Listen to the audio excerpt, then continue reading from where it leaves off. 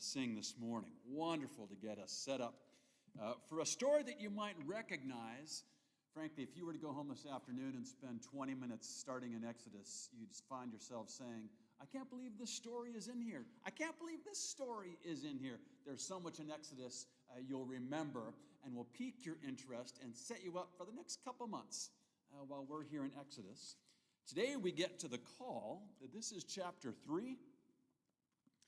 We're now at Moses and the burning bush. Moses was keeping the flock of his father-in-law Jethro, the priest of Midian, and he led his flock beyond the wilderness and came to Horeb, the mountain of God. There the angel of the Lord appeared to him in a flame of fire out of the bush. Moses looked, and the bush was blazing, yet it was not consumed. Then Moses said, I must turn aside and look at this great sight and see why the bush is not burned up. When the Lord saw that he had turned aside to see, God called to him out of the bush, Moses, Moses. And Moses said, Here I am. God said, Come no closer. Remove the sandals from your feet, for the place on which you are standing is holy ground. He said further, I am the God of your father, the God of Abraham, the God of Isaac, the God of Jacob. And Moses hid his face, for he was afraid to look at God. Then the Lord said, I have observed the misery of my people who are in Egypt. I have heard their cry on account of their taskmasters. Indeed, I know their sufferings, and I have come down to deliver them from the Egyptians and to bring them up out of that land to a good and broad land, a land flowing with milk and honey, to the country of the Canaanites, the Hittites, the Amorites, the Perizzites, the Hivites, and the Jebusites. The cry of the Israelites has now come to me. I have also seen how the Egyptians oppress them. So come, I will send you to Pharaoh to bring my people, the Israelites, out of Egypt. But Moses said to God, Who am I that I should go to Pharaoh and bring the Israelites out of Egypt? And he said, I will be with you, and this shall be a sign for you that it is I who sent you. When you have brought the people out of Egypt, you shall worship God on this mountain. Pray with me. Help us listen this morning. Help us listen for your voice in the words of these ancient scriptures and the common words of my reflection. Help us all draw closer to you, great God. Amen. How do you picture time? How do you conceive of it visually? When you call me and say, hey, can we do coffee tomorrow? How's 10 o'clock? Or when you say, I need to drop by the office, will you be there at 2 o'clock? Or when you remind me we've got a Zoom meeting at 7 o'clock, I'm picturing an analog clock in my head. The kind of analog clock that we don't have here. The kind of clock that I have nowhere else in my life. The kind of clock that I spent a great deal of time staring at all through my education. I was not a great student. I was a restless student, hard to focus, estimating how close I could get to a minute by closing my eyes, looking down, and waiting to see, 55 seconds. Let's try it again. How do you conceive of a week? It stretches in front of me linearly, like on our flip calendars, basically. How do you think of, I don't even think of months very much, which is telling, because when you say to me, that's not till September 3rd, I pay no attention, because that's not till next month. And then someone says, no, Don, that's this week. When I picture a year, I picture an oval in my head, an oval racetrack. And the weird thing is, I'm always positioned at January, and the whole backside is summer. It comes through here, and even if I'm just telling you what I'm seeing, if it wasn't you. May, June, summer, I guess because of vacations and odd times and stuff in my church life from my career, less busy, a couple of highlights, camps, conferences, and then this Sunday where we are, right here. As I feel myself in August, part of me is over here, feeling us move to a new school year, that transition. But essentially, my perspective is always back here on January, December, February, how I conceive of this thing we're doing. And we come today to the end of summer in some ways. I know a lot of our kids have been in school already. We've got friends who aren't starting school for a few weeks. I've lived in places where they've been in school for a month already.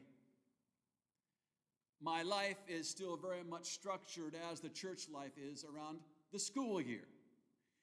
I'm an educator.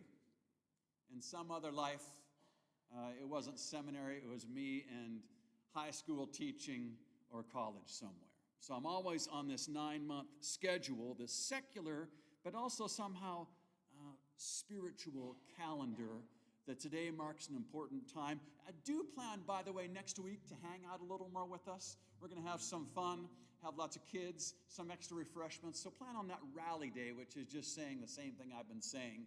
We get that we're starting anew today, and I want to talk about a new start, re-upping, so to speak, for the program year. I want to talk about call, vocation, vocare, vocal, what God might be calling you and I to. Last week, started Exodus a little early because obviously I had to do burning bush call on Labor Day.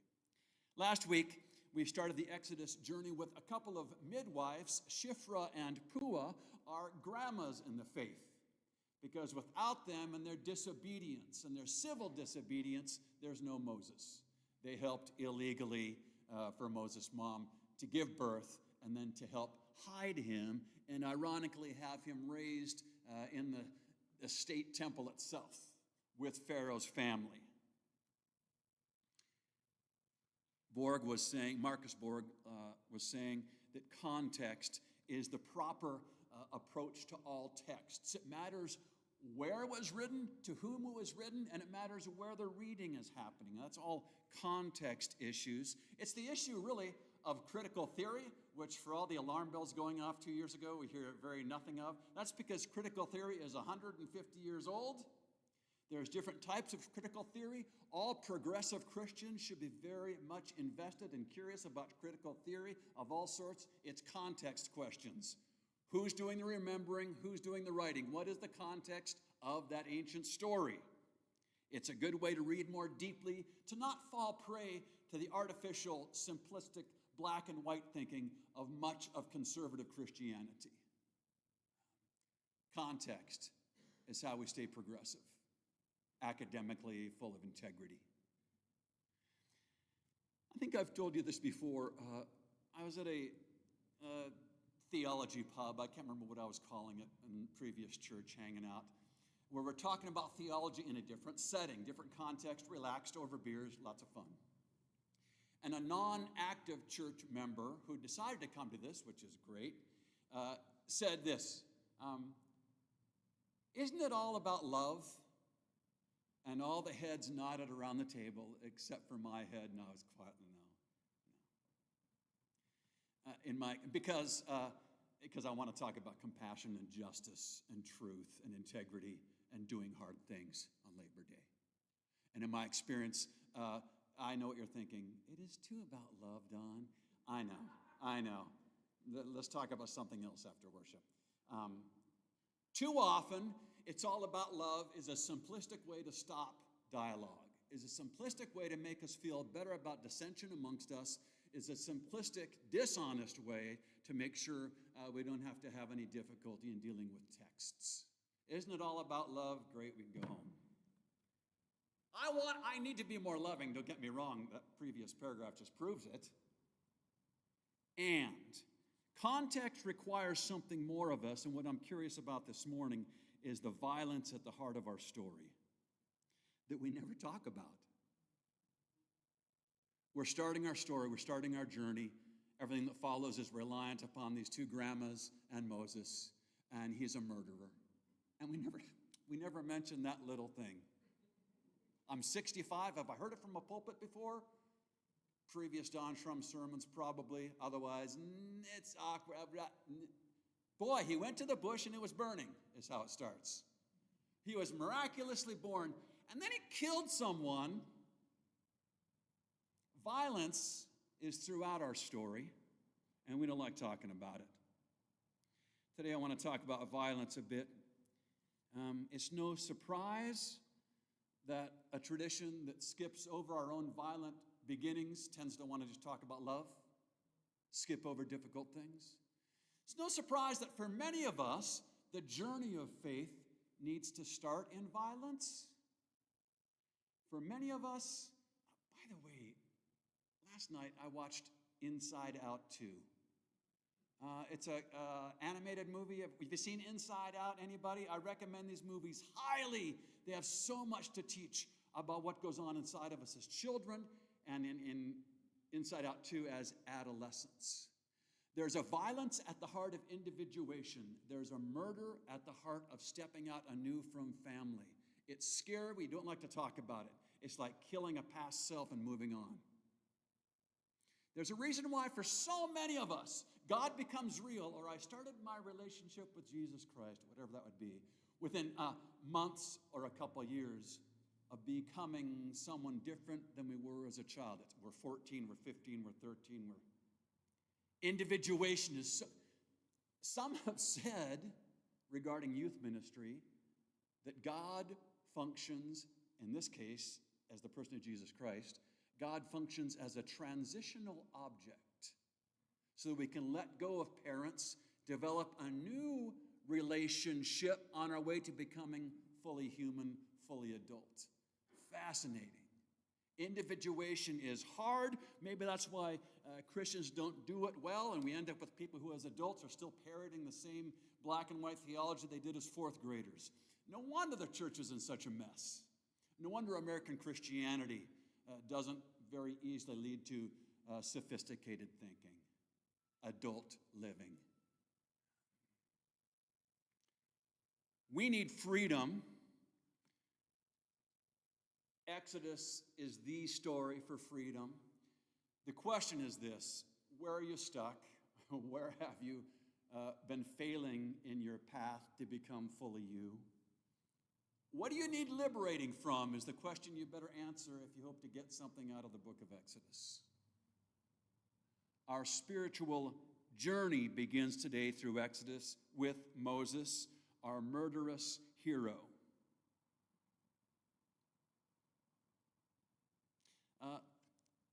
Marcus Borg. By the way, our books, Convictions, they all sold out, 20 of them last week. Bravo. Nicely done. If you're not comfortable getting on Amazon to buy your own copy, come talk to me or bother Allison or someone who can get one for you. We're doing this as a parallel text as we run through Exodus. Borg has a lot to teach us about a properly adult religion rather than merely parroting what our parents taught us. And he says, by the way, we'll have, we haven't scheduled Sunday morning sessions on that. We got so much other good stuff to do Sunday mornings at 11:15.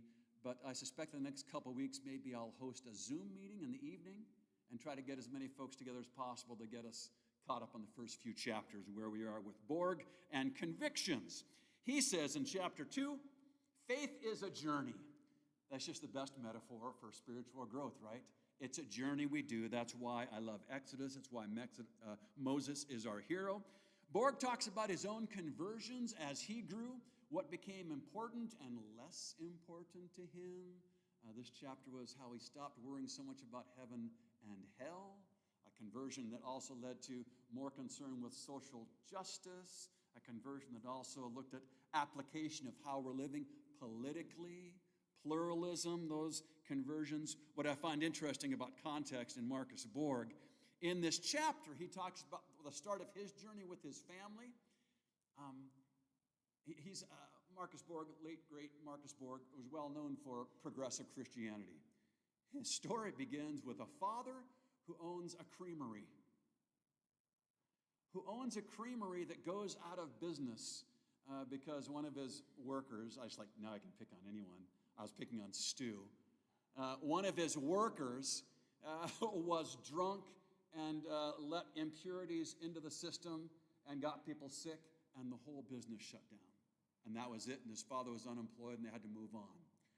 Wow, what a piece of context for someone who later on would be free but really brave in talking about letting go of the purity code and daring to say, maybe there's something else we could afford to let into Christianity, a more pluralist, a properly progressive approach.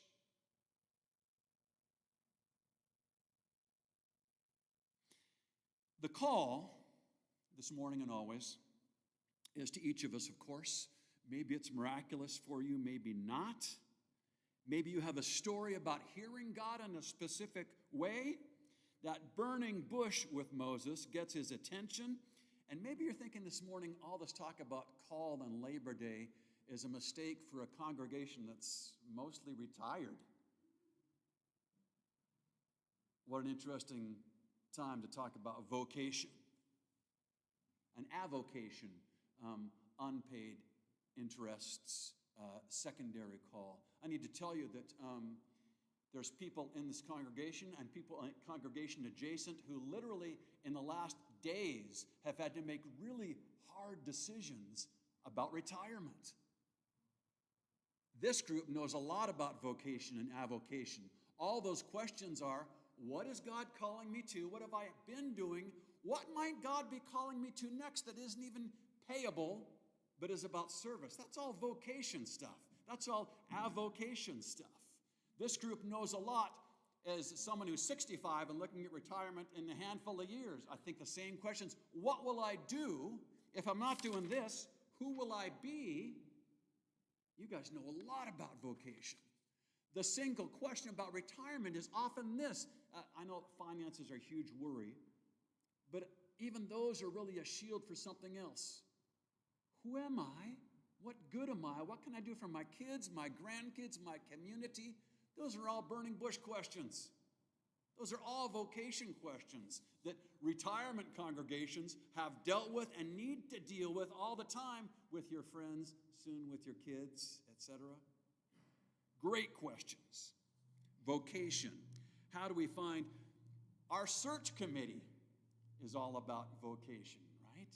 We got a couple of folks here from our search team looking to call is the language we use. Your next pastor, there's a good chance that this school year we're starting ends with you and a new pastor, right?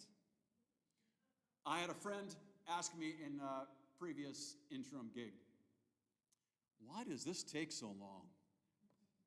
How is this not a weekend deal? He was a teacher at a private school in Denver. And he says, and we bring the candidate in, and she teaches on a Friday afternoon, and we take her to lunch, and then someone else takes her to dinner, and we do some more interviewing Saturday morning, and then she does this. We try, and she reads a paper for us, and by Sunday, we're putting her back on the airplane, and we probably have already extended the job to her or not. Why does this take so long? It's about call. It's about who are we? It's about the first process of who are we, the people helping with the call. Only God calls, but of course, we're the avenue. That's what the search committee has been working with us on for months, why they're so close now to posting the official thing, so that God might work through someone somewhere saying, oh, maybe God's calling me here. That process is about prayer. It's about community. That's why it takes so long.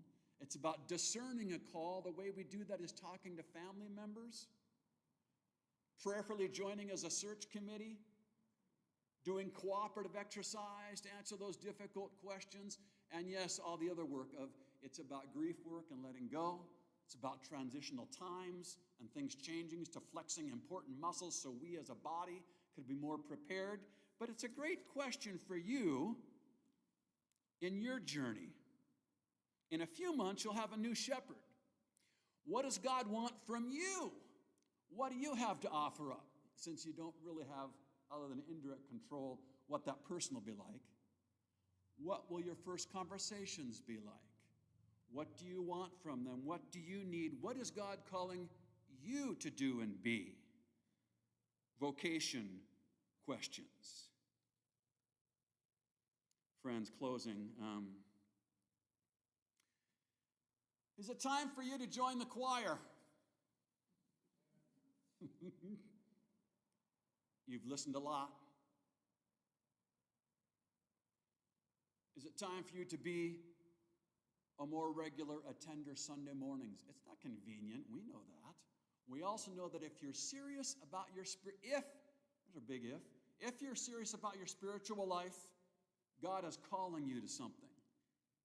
Is God calling you to make some more sacrifices, to be with the community more often? Are you going to be part of fellowship? We introverts, we don't like to hang out after worship. I'd like to take myself, I'll be in the parking lot. No. How will I get to know you? How do you get to know me and each other? Trust me, if you're awkward holding that cup of coffee, come find me. I'm with you, brother. Is God calling you this morning to some education? Don't let us selling out of 20 books be your excuse. Come and borrow $10 from your pastor to buy the book. Is God calling you to be more intentional about your own growth? How can God help you grow if you don't step out first and make a change? It's fall. It's time to make a change. It's time to be listening for what God might be calling you to do. Folks online. Red light? Folks online. I know why you're online, some really good reasons. And is God inviting you, calling you to something else, something more? How can we help you? How can we be a burning bush for you that you might hear God's voice? It's a time for you to help Amy and the kids. What a great fall for that. We're expanding our programs. We've got more needs than ever for attendance and for help. We train you. We help you. Did you hear that just then, that little twinge in your heart? That really might have been God, not Don Shrumm, talking to you. Are you listening? Fall is the perfect time. How will you grow in your spiritual journey, but that you take the first step? God doesn't do it any other way. God is calling you. It's not just my words. Is there something else going on?